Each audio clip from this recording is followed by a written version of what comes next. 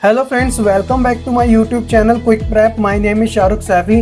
तो दोस्तों, मैं लाया हूँ आपके लिए क्लास 12 सोशियोलॉजी की सीरीज, जिसमें मैं आज आपको कवर कराऊंगा फर्स्ट बुक के फर्स्ट लेसन को, जिसका नाम है भारतीय समाज एक परिचय, यानी इंडियन सोसाइटी एंड इंट्रोडक्शन। दोस्तों, ये जो सोशियोलॉजी की सीरीज है वो काफ़ी इंपॉर्टेंट होने वाली है और साथ ही इंटरेस्टिंग भी, जो कि हेल्प करेगी आपको आपके आने वाले अपकमिंग एग्जाम में, खासकर उन बच्चों के जिनके एग्जाम 1 मंथ के बाद ही है, यानी जुलाई में जो आपका रीशेड्यूल एग्जाम होना है 12th क्लास का सोशियोलॉजी का, वो ऑल ओवर इंडिया में कंडक्ट कराया जाएगा। अगर आप इस चैनल पे नए हो तो जल्दी से सब्सक्राइब कर लीजिएगा हमारे चैनल को, और साथ ही बेल आइकन दबाना ना भूलें, ताकि आपको हमारे चैनल से related in future latest video की अपडेट मिलती रहे। दोस्तों, चैप्टर को शुरू करने से पहले आप अपनी स्क्रीन पर देख सकते हैं सोशियोलॉजी सब्जेक्ट की मार्किंग स्कीम के बारे में। तो आपको चैप्टर शुरू करने से पहले इस सब्जेक्ट के बारे में ये पता होना काफ़ी ज़रूरी है कि ये जो पेपर होता है वो किस तरीके से कंडक्ट करवाया जाता है। तो जैसा कि आप अपनी स्क्रीन पर देख सकते हैं कि ये 80 मार्क्स का पेपर आता है, और जो 20 मार्क्स होते हैं वो आपके इंटरनल बेसिस पे आपको मिलते हैं, जिसके अंदर आपका वाइवा होता है, असाइनमेंट होता है, ओरल टेस्ट या फिर रिटन टेस्ट किए जाते हैं। 80 मार्क्स आपके थ्योरी एग्जाम में देने पड़ते हैं, जिसमें आपकी 2 बुक के आते हैं। फर्स्ट बुक जिसका नाम है इंडियन सोसाइटी, जो आज मैं आपको पढ़ाऊंगा भी, और दूसरी बुक है change and development in Indian society, यानी कि भारतीय समाज में परिवर्तन और विकास। तो दोस्तों, जैसा कि आप देख सकते हैं कि जो आपकी फर्स्ट बुक है वो आपकी 32 मार्क्स की आएगी, और सेकंड बुक जो है आपकी वो 48 मार्क्स की आएगी।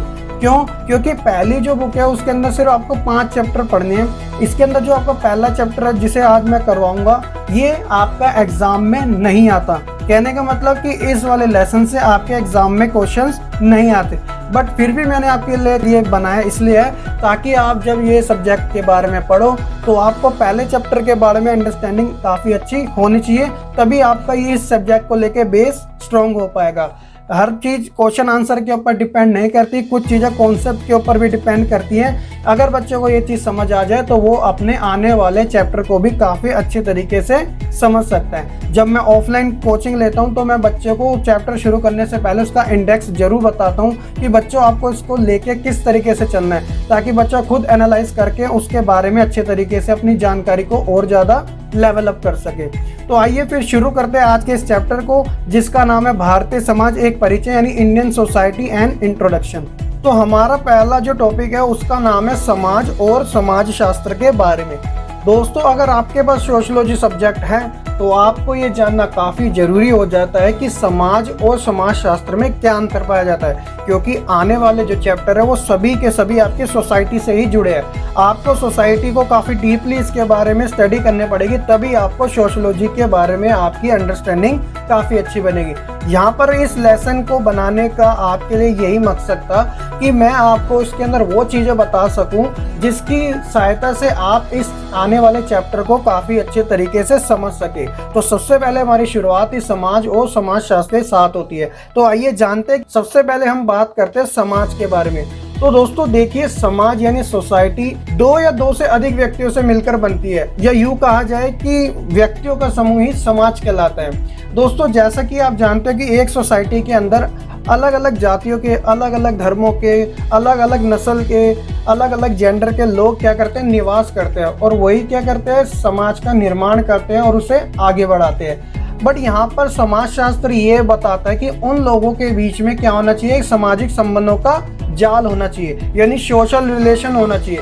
अब समाजशास्त्र इस बात को नहीं बताता कि वो सामाजिक संबंध किस आधार पर होना चाहिए, क्योंकि लोगों के बीच में जो संबंध पाए जाते हैं वो प्यार भरे भी हो सकते हैं, नफरत से भरे भी हो सकते हैं, संघर्ष से संबंधित भी हो सकते हैं, या फिर कंपटीशन से भी रिलेटेड हो सकते हैं। जो रिलेशन है वो किसी भी टाइप के हो सकते हैं। इसीलिए समाजशास्त्र कहता है कि लोगों के बीच जो संबंध पाए जाते हैं वही सोशियोलॉजी कहलाती है। दूसरा हम देखते हैं, समाजशास्त्र का जो उदय हुआ था वो यूरोप में हुआ था, और सबसे पहले समाजशास्त्र का प्रयोग फ्रेंच फिलोसोफर यानी फ्रांसीसी दार्शनिक जिनका नाम अगस्त कॉम्टे था, उन्होंने 1839 में किया था, जिसे उन्होंने सामाजिक भौतिक का नाम दिया था। इसी कारण इन्हें अगस्त कॉम्टे को समाजशास्त्र यानी सोशियोलॉजी का जनक भी कहा जाता है। तो आई होप आपको समाज और समाजशास्त्र के बारे में अच्छे से समझ आ चुका होगा। आगे हम देखते हैं कि हमारे समाज में यह मान्यता है कि ज्ञान बढ़ाने के जो सोर्स होते हैं वो हमारा स्कूल हो सकता है, हमारे कॉलेजेस हो सकते हैं। पर वहीं पे समाजशास्त्र इस बात के ऊपर बल देते हैं कि व्यक्ति का ज्ञान बिना किसी औपचारिक शिक्षा के भी बढ़ जाता है। और इसका कारण यही है कि व्यक्ति समाज का हिस्सा होता है और समाज में वह पला बड़ा होता है, जिस कारण उसका ज्ञान अपने आप बढ़ता चला जाता है। क्योंकि व्यक्ति समाज में रह के नियम और कानूनों को सीखता है, वह जानता है कि ज़्यादा चिल्लाने से अगर दूसरे को तकलीफ होती है तो ये गलत चीज़ है। व्यक्ति ये जानता है कि अगर कहीं पे हम कूड़ा डालते हैं कहीं ऐसी सार्वजनिक जगह पर यानी पब्लिक प्लेस में तो ये गलत चीज़ें होती है। व्यक्ति ये जानता है कि दूसरों से लड़ाई करना या गाली गलौज करना ये सब गलत काम होते हैं। ये सभी के सभी समाज उसे सिखाता है, जिसके कारण वह अपने यहाँ पे अपना ज्ञान आगे बढ़ाता है और अपने तौर तरीकों में बदलाव लाता है। दोस्तों, आगे बढ़ने से पहले जैसा कि आप जानते हैं कि इस चैनल पर क्वालिटी कंटेंट वो भी simple easy to grasp language में रेगुलरली हम पोस्ट करते रहते हैं। सो अगर आप भी अपनी स्टडी को लेकर सीरियस है और प्रिपरेशन करना चाहते हैं तो चैनल को सब्सक्राइब करो जल्दी से, ताकि फ्यूचर में कोई आप वीडियो मिस ना कर सके। आगे जो हमारा टॉपिक है वो आपके लेसन से जुड़ा टॉपिक है, जिसका नाम है इंडियन सोसाइटी यानी कि भारतीय समाज के बारे में। तो दोस्तों, जैसा कि आप जानते हैं कि जो सोशियोलॉजी आपका सब्जेक्ट है उसे ज़्यादा टाइम नहीं हुआ। ये अदर सब्जेक्ट की तरह जैसे ज्योग्राफी हो गया, पॉलिटिकल हो गया, हिस्ट्री हो गया, इनकी तरह कोई लंबा इसका टाइम पीरियड नहीं है। ये एक लेटेस्ट सब्जेक्ट है। इसे ज़्यादा से ज़्यादा 150 से 200 साल भी नहीं हुए और इसी कारण इसी के ऊपर ये टॉपिक रखा गया। भारत के अंदर जो सोशियोलॉजी यानी समाजशास्त्र का उदय हुआ था वो किस प्रकार से हुआ था। तो देखिए, जब बात भारतीय समाज की आती है तब हम देखते हैं कि औपनिवेशिक काल में एक खास प्रकार की लोगों के बीच में भावना पैदा हुई थी। औपनिवेशिक उसे कहते हैं जब एक ऐसा देश जो कि आर्थिक, सामाजिक और राजनीतिक रूप से काफ़ी ज़्यादा स्ट्रॉन्ग होता है और वह एक ऐसे देश के ऊपर अपना शासन करता है जहाँ पे प्राकृतिक संसाधन काफ़ी अच्छी मात्रा में उपलब्ध होते हैं और वह उस देश के आर्थिक, राजनीतिक, सामाजिक, सांस्कृतिक मामलों में भी इंटरफेयर करता है यानी हस्तक्षेप देता है, दखल अंदाजी देता है। तो उस प्रक्रिया को औपनिवेश कहते हैं। उदाहरण के तौर पे जब 1600 में ब्रिटिश ईस्ट इंडिया ने अपने यहाँ पर कोलकाता में स्थापना करी थी तो उन्होंने व्यापार के सिलसिले में ही भारत आए थे और धीरे देखते देखते उन्होंने पूरे भारत के ऊपर अपना कब्जा कर लिया था, जिसके बारे में हम आगे पढ़ रहे हैं। तो इसमें क्या हुआ था कि अंग्रेजों के शासन ने न केवल पूरे देश को एकजुट किया बल्कि पूंजीवाद, आधुनिकरण जैसी शक्तिशाली प्रक्रियाओं से भी भारत को परिचित कराया। क्योंकि भारत उस टाइम क्या था, प्राचीन काल और मध्यकालीन भारत के अंदर वह ज़्यादा जीता था। लेकिन जब से ब्रिटिश यहाँ पर आए तो एक अलग तरीके का पूंजीवाद, आधुनिकरण देखने को मिला और इसी प्रक्रिया ने पूरे देशवासियों को एक किया। ये बात भी सच कही जाती है कि औपनिवेशवाद के कारण ही भारत के अंदर नेशनलिज्म यानी कि राष्ट्रवाद की उत्पत्ति हुई।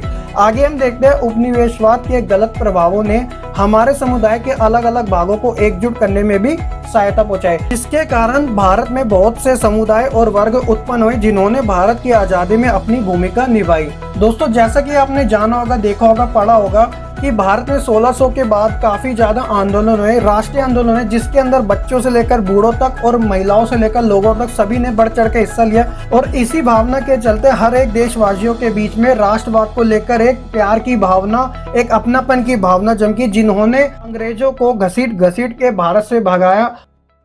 आपको इस चैप्टर से रिलेटेड सिर्फ यही चीज़ बतानी थी कि जो समाज शास्त्र है वो लोगों के अंदर जो सोशल रिलेशन है, सामाजिक संबंध है, वो किस तरीके से पैदा करता है। एक बात ये कहा जाती है कि जो समाज शास्त्र है वो सामाजिक अध्ययन का ही एक विज्ञान है, यानी समाज से ही निकला है समाज शास्त्र। अगला जो चैप्टर होगा वो हमारा सेकंड चैप्टर होगा जो कि मार्क्स से रिलेटेड है। कहने का मतलब कि जो एग्जाम में आते हैं। ये जो चैप्टर था वो आपको एक कॉन्सेप्ट समझाने से मतलब था, जिसमें आप जानते हैं कि समाज शास्त्र क्या होता है, समाज के बारे में और भारतीय समाज के बारे में। तो आई होप आपको ये वाली सीरीज का पहला चैप्टर काफ़ी अच्छा लगा होगा। अगर आपको ये वीडियो अच्छी लगी हो तो प्लीज़ वीडियो को लाइक ज़रूर कीजिएगा, साथ ही कमेंट करके अपना फीडबैक ज़रूर दें और अगर आप इस चैनल पे नए हो तो सब्सक्राइब करना ना भूलेगा, ताकि आपको इन फ्यूचर इस चैनल से रिलेटेड ऐसी लेटेस्ट वीडियो की अपडेट्स मिलती रहे। तो आज की वीडियो में सिर्फ इतना ही। मैं मिलूंगा आपको नेक्स्ट वीडियो में।